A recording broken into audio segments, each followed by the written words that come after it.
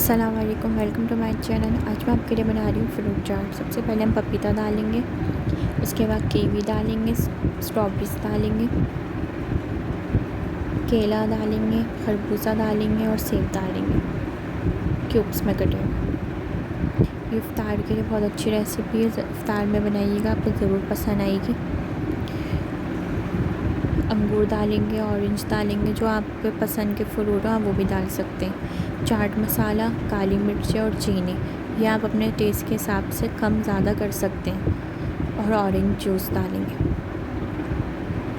अगर आपके पास orange juice available ना हो तो आप लेमन भी डाल सकते हैं। इसको मिक्स करेंगे।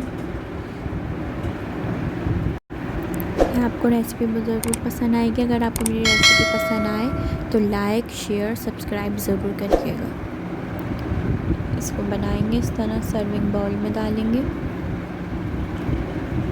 देख सकते हैं चटपटी सी मज़ेदार सी फ्रूट चाट रेडी है। आप अपनी मर्ज़ी के भी फ्रूट डाल सकते हैं जो आपको पसंद हो।